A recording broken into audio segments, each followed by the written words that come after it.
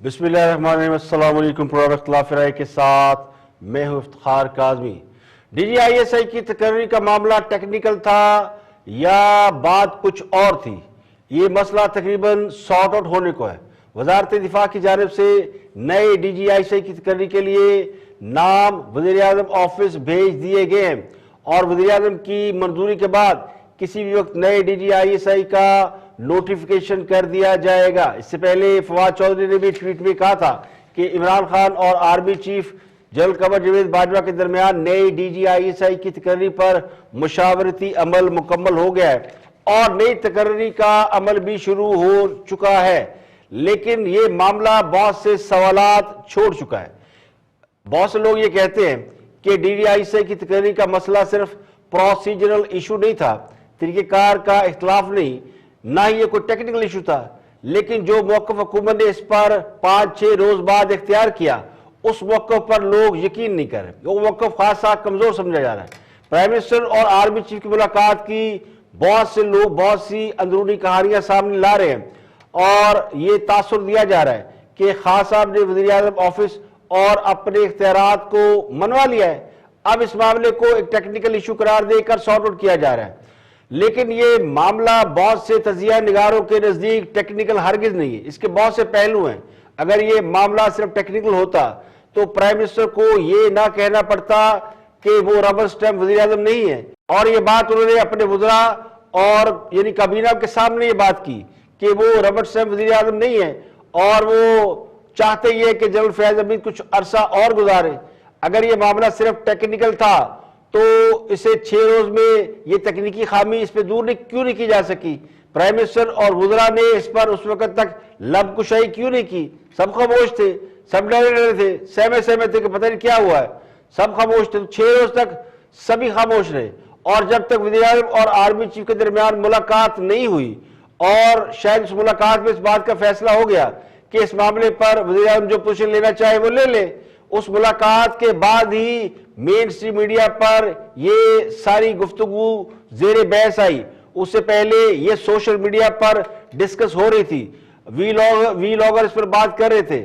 اب یا تو سوشل میڈیا سے وہ مطلوبہ نتائج حاصل نہیں ہوئے اس لیے اسے مین اسٹریم میڈیا پر لایا گیا ہے، یا پھر اس معاملے میں کوئی اور پوزیشن لی جا چکی ہے۔ تو یہ بات 3 مرحلوں میں سامنے آ چکی ہے۔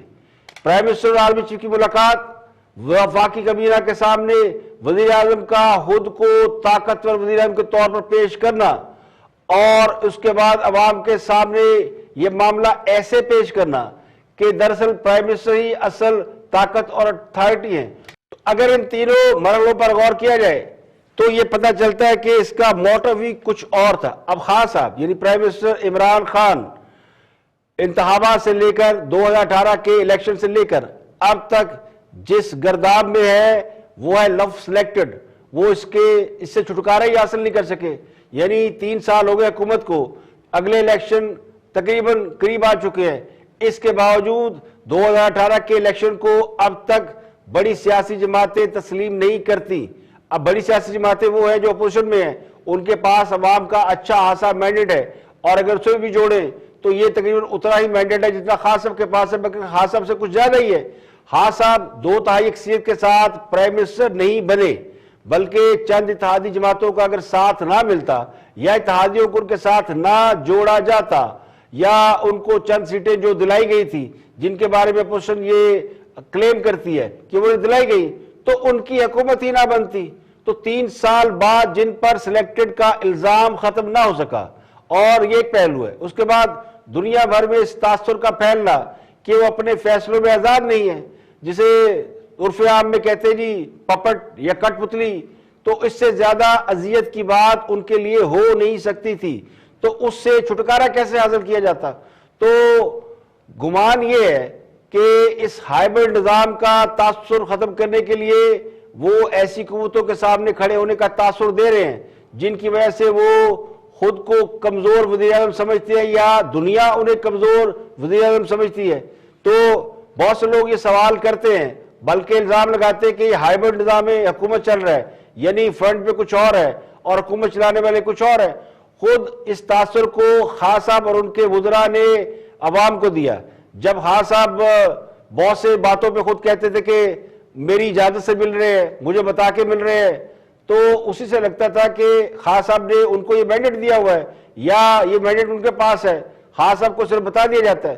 تو بظاہر یہ جو اتنا بڑا بحران یا سو کالڈ ایکٹ ہوا ہے، اس کے بینیفیشری کون ہے؟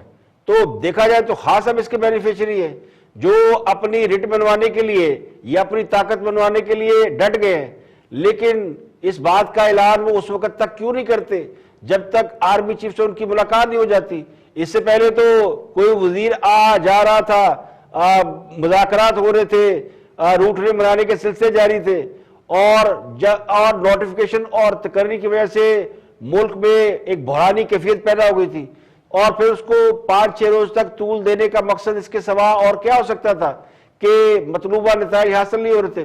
تو ذرائع اب یہ کہتے ہیں کہ سمری چلی گئی ہے، اور ہو سکتا ہے جب میرا پروگرام اب تک پہنچے تو وہ سمری کے مطابق تقرری کر دی گئی ہو.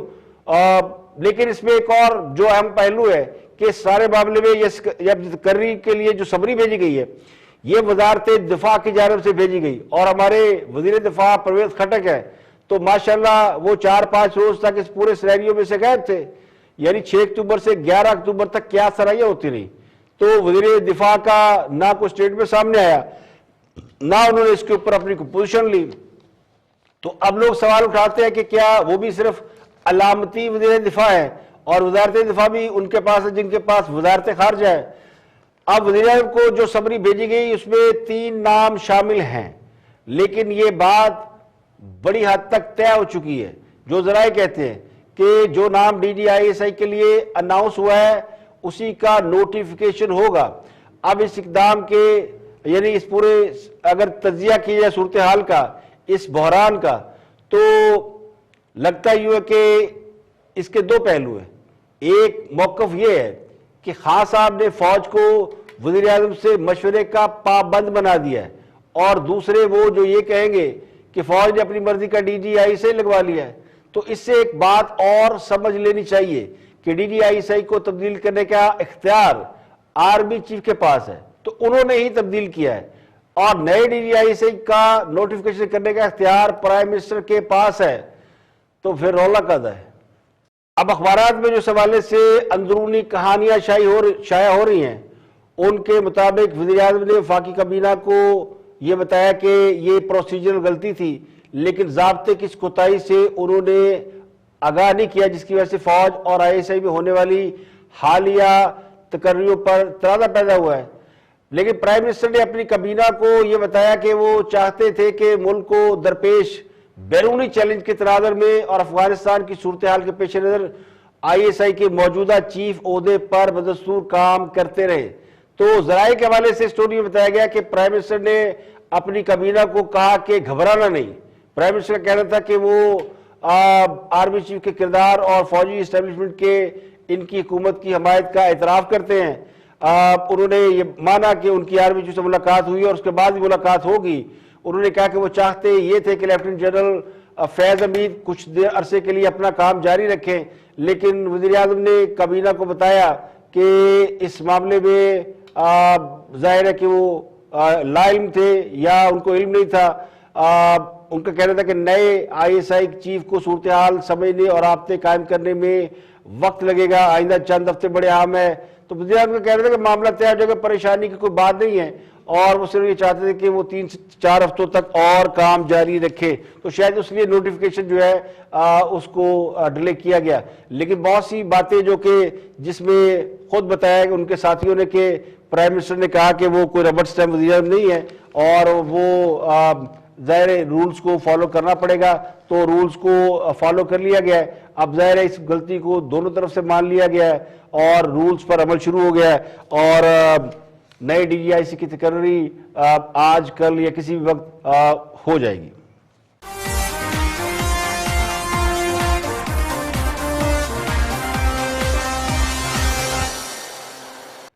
تو ایک اور نئی جنگ شروع ہو گئی ہے. وہ لگتا یوں ہے کہ مسلم لیگ نون کی رہنما مریم نواز نے حکمران جماعت کی دکھتی رگ پر ہاتھ رکھ دیا ہے. آپ اسے دم پر پاؤ آنا بھی کہہ سکتے ہیں، لیکن دکھتی رگ اس لیے کہا جا سکتا ہے کہ جیسے ہی کوئی خاص صاحب کے اہلیہ کے حوالے سے بات کرتا ہے تو پھر حکومت کے ترجمان جو ہے وہ پوری توپوں کا منہ اس طرف کر دیتے ہیں۔ مسلم لیگ نون کی نائب صدر مریم نواز نے اسلام آباد ہائی کورٹ پیشی کے بعد صحافیوں سے گفتگو کی تو اس میں انہوں نے بہت سے ایسے جملے استعمال کیے جسے پرسنلی اٹیک سمجھا گیا۔ اس میں 2-3 جملے تو ایسے جس نے واقعی آگ لگا دیے۔ اب ایک طرف تو مریم نواز نے یہ کہا کہ خان صاحب نواز شریف بننے کی کوشش نہ کریں اور شیر کی کھال پہن لینے سے کوئی شیر نہیں بن جاتا، تو بات اگر یہاں تک رہتی تو میرا خیال ہے کوئی مسئلہ نہیں ہوتا، یہ ایک پولیٹیکل سٹیٹمنٹ ہے اور اس کو پولیٹیکل ہی لیا جاتا۔ لیکن جو سب سے بڑا چھکا انہوں نے مارا وہ سیدھا دلوں میں جا لگا ہے، جس میں انہوں نے جادو ٹونے اور جھاڑ پھونک سے ملک چلانے کی بات کر دی ہے۔ مریم نواز نے کسی کا نام لیے بغیر کہا کہ اگر جنتر منتر اتنے چلتے ہیں تو پھر پٹرول اور آٹا سستا کرا لیں، اور اگر طوطا فال کے ذریعے تقرریاں کی جانی ہے تو ملک کا اللہ ہی حافظ ہے۔ تو مریم نواز نے کیا کہا پہلے وہ سن لیں، اس کے بعد جو کچھ ہوا وہ بھی آپ کو بتاتے ہیں کہ دونوں طرف ہے آگ برابر لگی ہوئی۔ نواز شریف بننے کی تو کوشش بھی نہ کرنا، اور شیر کی کھال پہننے سے کوئی شیر نہیں بن جاتا۔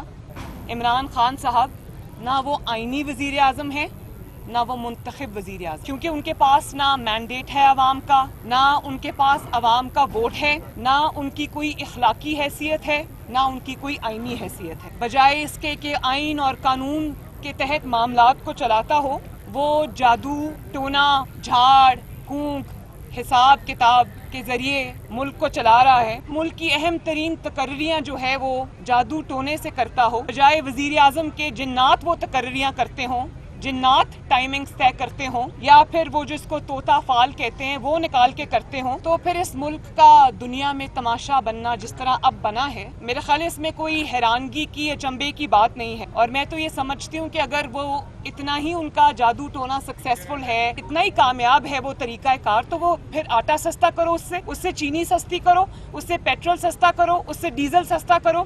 آج آپ کو ووٹ کو عزت دو یاد آ گئی ہے تو میں آپ کو یہ بتا دوں کہ آپ کو نواز شریف بننے کی کوشش بھی نہیں کرنی چاہیے۔ ووٹ کو عزت دو کا نعرہ لگانے کے لیے آپ کو جیلیں برداشت کرنی پڑتی، آپ کو میں ڈکٹیشن نہیں لوں گا کہنا پڑتا ہے اور پھر اس پر قائم رہنا پڑتا ہے، آپ کو اٹک قلعے میں جانا پڑتا ہے، آپ کو جلا وطنی برداشت کرنی پڑتی ہے۔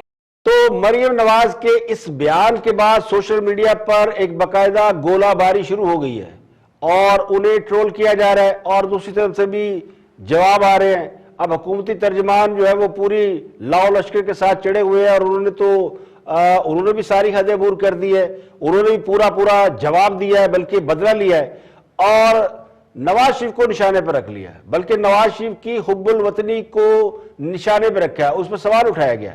شہباز گل جو کہ ترجمان حکومت کے، ان کی اپنی ابھی امریکی شہریت پہ سوال ہے کہ وہ پاکستانی شہری ہے کہ امریکی شہری ہے، تو وہ نہ منتخب نمائندے ہیں نہ کبھی انہوں نے کوئی الیکشن لڑا ہے، لیکن اس ملک میں 3 بار پرائم منسٹر رہنے والوں کو انہوں نے غداری کا سرٹیفکیٹ بھی جاری کیا ہے اور اس سے بھی زیادہ رقیق ان پر حملے کیے ہیں۔ اب میں خود ذاتی طور پر کبھی خاص صاحب کی فیملی یا ان کی اہلیہ کے حوالے سے میں نے کوئی بات نہیں کی، اور میں سمجھتا ہوں کہ وہ غیر سیاسی خاتون ہے تو کرنی بھی نہیں چاہیے، اور مریم نواز نے بھی ان کا نام نہیں لیا، لیکن جادو ٹونے اور اس طرح کی جب بات کرتے ہیں تو پتہ نہیں کیوں حکمران جماعت کے لوگ سمجھتے ہیں کہ یہ بات ان کی طرف کی جا رہی ہے، اشارہ ان کی طرف ہے، یعنی کہیں پہ نگاہیں کہیں پہ نشانہ۔ میں یہ نہیں کہتا کہ چور کی داڑھی میں تنکا، یعنی اشارہ اس طرف، وہ تو وہ سمجھتے ہیں کہ بات اس کی گئی ہے، لیکن یہ جو غداری کے سرٹیفکیٹ جاری کرنا یا غداری کے الزامات لگانا، کسی کو یہودی ایجنٹ قرار دینا، کسی کو امریکی پٹھو قرار دینا، کسی کو میر جعفر کہہ دینا، یہ بہت ہی زیادتی ہے، اور یہ سیاسی الزامات تو ہیں لیکن یہ بلو دی بیلٹ ہیں۔ تو سیاست میں ابھی وہ وقت نہیں آیا کہ سیاسی جماعتیں بلو دی بیلٹ چلی جائیں۔ حکومت ابھی اقتدار میں، خاص اقتدار میں 2 سال باقی ہے، تو ان کو اس قسم کی ان کے لوگوں کو میرا نہیں خیال کہ اس قسم کی لینگویج استعمال کرنی چاہیے۔ مریم نواز کو بھی نہیں کرنی چاہیے، کسی کو بھی نہیں کرنی چاہیے، فیملی میں بات نہیں کرنی چاہیے، لیکن اگر کسی نے جادو ٹونے اور اس کی بات کی ہے تو اس لیے بات ہو رہی ہے کہ یہ باتیں سوشل میڈیا پر آلریڈی انڈر ڈسکشن ہے کہ خاص صاحب اپنے کاموں کے لیے مشورہ لیتے ہیں یا روحانیت کے قائل ہیں، تو یہ ان کا ذاتی فعل ہے۔ اب میاں نواز شریف غدار بالکل نہیں ہے، وہ ایک محب وطن لیڈر ہیں، عمران خان بھی محب وطن ہے، اور میں پاکستان کے سیاستدانوں کو جو مین سٹریم پارٹیوں کے ہیں جن کو لوگ ووٹ دیتے ہیں ان سب کے بارے میں یقین رکھتا ہوں کہ وہ سارے محب وطن ہیں۔ اب شہباز گل جو امریکہ سے پڑھاتے رہے ہیں، پڑھ کے آئے یا پڑھاتے رہے ہیں اللہ جانے، لیکن وہ انہیں پتا ہونا چاہیے کہ امریکہ میں بھی اگر کوئی ایکس پریزیڈنٹ ہو تو اسے سابق صدر کہہ کے نہیں بلاتے، بلکہ انہیں اتنی ہی عزت اور پروٹوکول ملتا ہے جتنا موجودہ صدر کو ملتا ہے۔ اور آپ یہاں 3 بار کے پرائم منسٹر کو بیٹھ کے گالیاں دے رہے ہیں، تو اس سے اخلاقی تربیت اور ذہنیت کا اندازہ ہوتا ہے۔ ٹھیک ہے، خان صاحب کی محبت سب کے دلوں میں ہے، تو ایک دوسرے کو برا بلا کہیں جتنا کہہ سکتے ہیں، لیکن بلو دی بیلٹ نہیں جانا چاہیے، چونکہ خان صاحب کے حوالے سے بات ہو رہی ہے اور وہ خان صاحب اپنے معاملات میں اپنی اہلیہ سے بدل لیتے ہیں، تو اس طرح میں ان کا نام آنا فطری ہے، لیکن شہباز گل نے جو کہا وہ بھی سن لیں۔ کوئی شخص بھی پوری کوشش کر کے نواز شریف نہیں بن سکتا، اس قدر جھوٹا، ملک فروش، وطن فروش، اس طرح کا انسان کوئی کوشش کر کے بھی کیسے بن سکتا ہے؟ جس بیچارے کی کوئی ویڈیو کہیں پہ ہوگی اس کو فکر ہے کہ وہ ویڈیو آپ کی آرکائیو میں پڑی ہوئی ہے۔ سیاسی چڑیلیں بھی اب جادو ٹونے کے اوپر تانے دے رہے ہیں۔ ہماری بہن جو ہیں، جو سیاسی بچی ہیں، انہیں پہلے بتانا پڑنا ہے کہ کن چڑیلوں، کن جنوں کے تھرو یہ پیسہ باہر گیا اور یہ اپارٹمنٹ خریدے گئے۔ اب ایسا نہیں ہو سکتا کہ آپ ایک گلاس ہاتھ میں لے کے پھریں اور آپ کو لگتا ہے گلاس پکڑنے سے بندے کے ہاتھ میں وزیراعظم کی کرسی آ جاتی ہے۔ جب بھی آپ نے دیکھا ہوگا کہ جب بھی ان سے نیب کی پیشی کے اوپر سوال ہوتا ہے، یہ باقاعدہ نیب کے کورٹس کو ایک سیاسی تھیٹر کے اندر جو ہے وہ تبدیل کر دیتی ہیں اور ایک تماشا لگا دیتی ہیں۔ آج تک انہوں نے کسی چیز کا منی ٹریل کا جواب نہیں دیا، کوئی ڈاکومنٹ جو ہے سوائے قطری خطوط کے جو ہے یہ پیش نہیں کر سکی ہیں، اور یہ جو حملہ آور ہوتی ہیں، جو بیانات یہ اپنے والد محترم نواز شریف صاحب کے کہنے پر اور خود اپنی جو کہ ان کی سیاسی سوجھ بوجھ ہے، جو کہ میری نظر میں سیاسی سوجھ بوجھ تو ہے ہی نہیں، کیونکہ ان کی نہ کوئی پولیٹیکل ٹریننگ ہے، یہ تو گدی نشینی کی پارٹی ہے، پولیٹیکل پارٹی تھوڑی ہے۔ قوم ان کی باتیں سننے کے بجائے صرف ان سے یہ سوال کرتی ہے کہ جو آپ سے ذرائع پوچھے گئے ہیں، جو آپ کی اور آپ کی فیملی نے کرپشن کی ہے، وہ ذرائع آپ سے پوچھنا چاہتے ہیں کہ جو ملک کی لوٹی ہوئی دولت ہے وہ کہاں پہ ہے اور آپ اس کو واپس لے کر آ جائیں۔ یہاں پر ایک بریک، اور بریک کے بعد جب واپس آئیں گے تو اور بھی ہم موضوعات آپ کے ساتھ شیئر کریں گے۔ مریم نواز کی عدالت میں پیشی میں کیا باتیں ہوئی، اور اس کے علاوہ اسلام آباد ہائی کورٹ نے خان صاحب کو ملنے والے تحائف کے بارے میں جو ریمارکس دیے ان پر بات کریں گے۔ ایک بریک کے بعد ہمارے ساتھ رہیے گا۔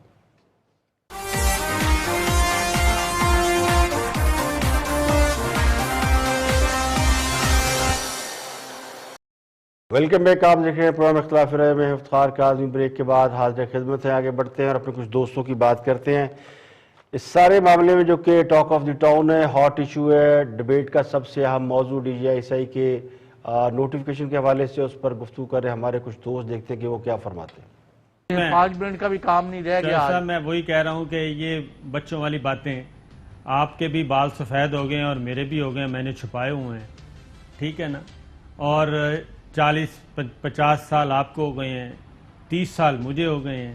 سمری ایسے کیسے سمری جناب 5 منٹ میں یہ سارا پروسیس کمپلیٹ ہو جاتا ہے۔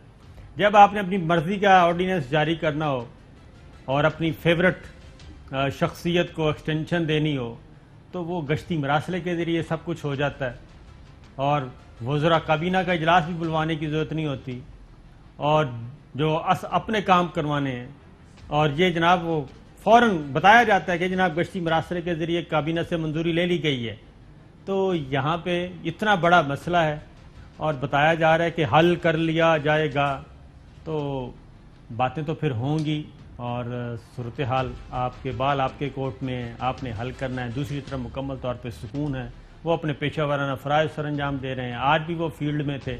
تو گھر کا بیدی لنکا ڈھائے، حکومت کے لتے وہ بھی لے رہے ہیں جنہوں نے اپنا سارا وزن حکومت کے پلڑے میں ڈال رکھا ہے، لیکن حب عمران میں نہیں۔ کل تک جو لوگ خان صاحب کی محبت میں مرے جا رہے تھے بظاہر، وہ آج حکومت کے ساتھ ہی کیوں سیدھے ہو گئے اور کھل کر یہ بات کر رہے ہیں کہ DGI کی تقرری کے معاملے پر حکومت کی طرف سے بدنیتی ہے، دوسری طرف سے تو چل پروگرام ہے، ورنہ سمری کا معاملہ ہوتا تو یہ کام تو 2 منٹ میں ہو جاتا ہے، اور خان صاحب اور ان کی حکومت نے بہت سے کام ایسے کیے ہیں جن کا ان کا اپنا حمایتی میڈیا گواہ ہے اور وہ سمجھتا ہے کہ یہ کام جلد بازی میں کیے گئے. تو گزارش یہ ہے کہ جو آج حکومت کو سپورٹ کر رہے ہیں وہ اس لیے نہیں کہ وہ خان صاحب کی کسی محبت میں گرفتار ہیں. تو تصور کر لے اگر خان صاحب کو وہ سپورٹ ختم ہو گئی تو پھر میڈیا ان کے ساتھ کیا سلوک کرے گا, ان کی پوزیشن کیا ہوگی اور وہ کس طرف کھڑے ہوں گے. جو یہ مانتے ہیں کہ جس نے جو کام کرنا ہوتا ہے وہ کر گزرتا ہے, ہیلے بہانے نہیں بناتا. تو اس معاملے میں جہاں اور بہت سی چیزیں سامنے آئی ہیں اس میں مجھے لگتا ہے کہ میڈیا کا بھی امتحان ہے اور میڈیا بھی کسی حد تک ایکسپوز ہوا ہے کہ اس کی جو وہ کہتے ہیں نا غیر جانبداری, سو کالڈ غیر جانبداری, وہ دراصل ہے کیا.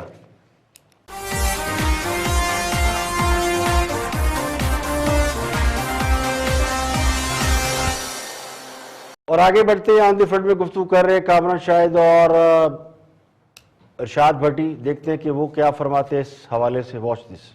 سر میں اسی پہ آ رہا ہوں, آپ کی خبر پہ آ رہا ہوں. سنا یہ جا رہا میری بھی اطلاع یہ ہے کہ آرمی چیف اور وزیر اعظم میں گزشتہ 6 ماہ سے اس پر بات چیت جاری تھی. بالکل یہی میں کہہ رہا تھا, اور بات چیت ہو رہی تھی اور وہ آن بورڈ تھے ڈسکشن. اور سنا ایک اور بھی اطلاع لے لیں کہ 2 دن ان تقرریوں سے 1 یا 2 دن پہلے آرمی چیف نے آگاہ کیا تھا کہ میں یہ تقرریاں کرنے جا رہا ہوں. اب سنا یہ جا رہا ہے کہ وزیر اعظم صاحب نے یہ اعتراض اٹھایا ہے کہ یہ پوسٹنگ ٹرانسفر سے جو فارملی سمری آتی تھی وہ میرے ٹیبل پر نہیں آئی یا مجھے سمری بھجوانی جائے. اچھا, چوتھی بات ہے سنا ہے کہ اب یہ اللہ کرے میں ایسا ہو جائے کیونکہ یہ ملک کے لیے ٹھیک نہیں کہ آج یا کل یا پرسوں یا 1 آدھ دن میں یہ معاملہ حل ہو جائے گا.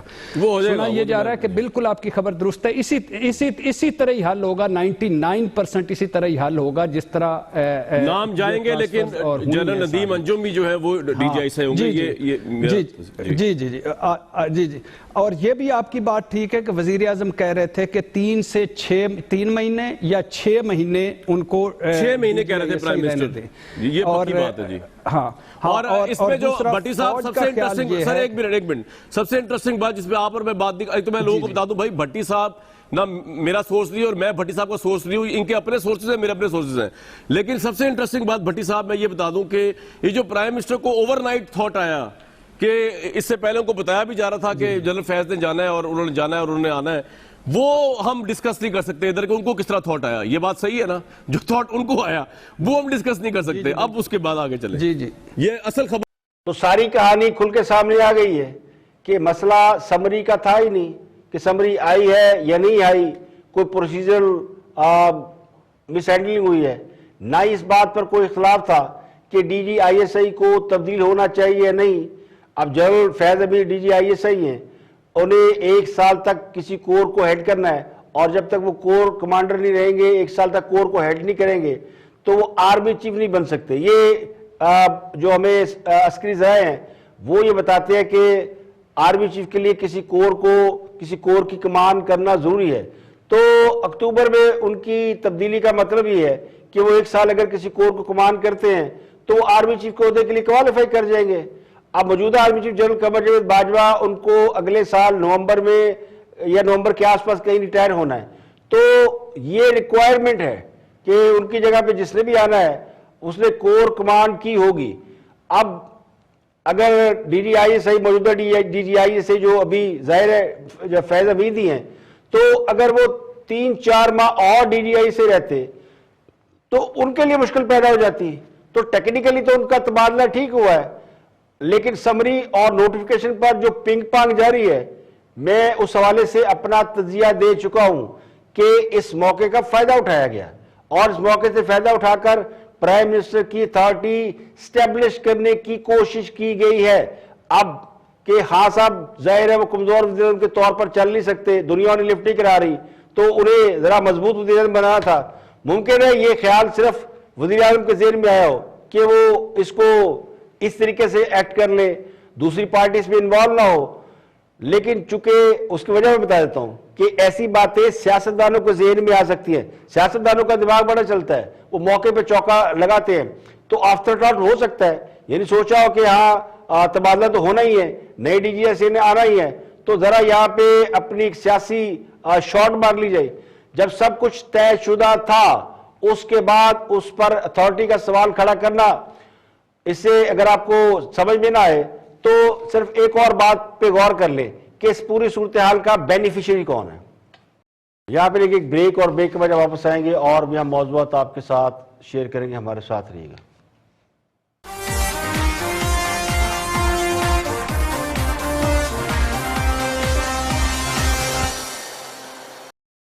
Welcome back. آپ دیکھ رہے ہیں پروگرام اختلافی رائے. میں افتخار کاظمی بریک کے بعد حاضر خدمت ہے.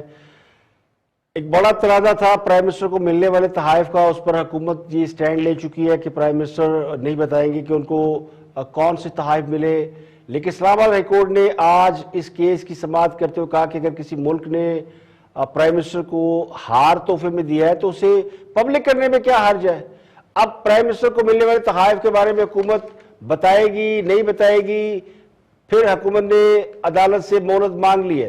اسلام آباد ہائی کورٹ نے وفاقی حکومت کی استدعا پر اس کیس کی سماعت ملتوی کی، لیکن اس سے پہلے اس کیس کی سماعت کے دوران گفتگو کرتے ہوئے اسلام آباد ہائی کورٹ کے جسٹس میاں گل حسن اورنگزیب نے ریمارکس دیے کہ اگر کوئی دفاعی یا نیشنل سیکورٹی سے متعلق پرائم منسٹر کو تحفہ دیا گیا ہے تو بے شک نہ بتائیں، لیکن ہر تحفے کو پبلک کرنے پر پابندی کیوں لگائی گئی ہے.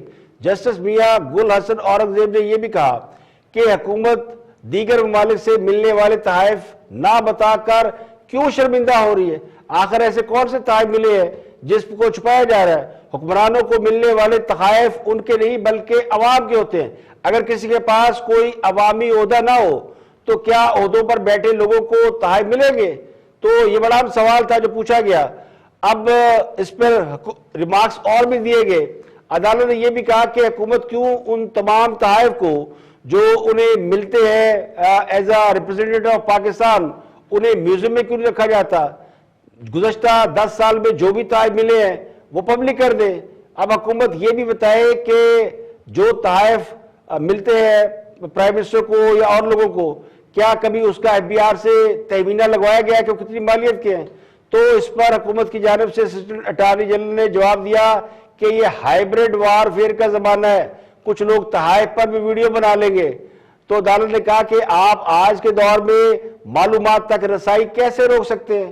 حکومت کو مشورہ دیں کہ اپنے فیصلے پر نظر ثانی کرے اور معلومات پبلک کرے. کس ملک نے کتنی محبت سے کیا تحفہ دیا ہے یہ عوام کو بتایا جائے، اور یہ بتایا جائے کہ کیا اس کو بتانے سے کسی ملک کے ساتھ تعلقات کیسے خراب ہو سکتے ہیں. تو یہ بڑا اہم معاملہ ہے جس کے اوپر بہت عرصے سے چہ میں گویا جاری ہے کہ پرائم منسٹر کو کچھ تحائف ملے تھے غیر ملکی حکمرانوں سے، اور وہ تحائف جو ہیں وہ بازار میں بیچ دیے گئے یا وہ تحائف خرید لیے گئے. تو حکومت سے جب کسی نے یہ درخواست دے کے جاننے کی کوشش کی کہ وہ تحائف آخر تھے کیا، تو حکومت نے اس کو پبلک کرنے سے انکار کر دیا تھا. اب اس پہ ایک درخواست عدالت میں دائر ہے اور اس کے اوپر اب سماعت ملتوی کر دی گئی. اگلی سماعت میں حکومت یہ بتائے گی کہ کیا وہ ان تحائف کو پبلک کرنے کا ارادہ رکھتی ہے، اس کے بارے میں بتائے گی جس کے بارے میں میڈیا پر سوالات اٹھائے جا رہے ہیں.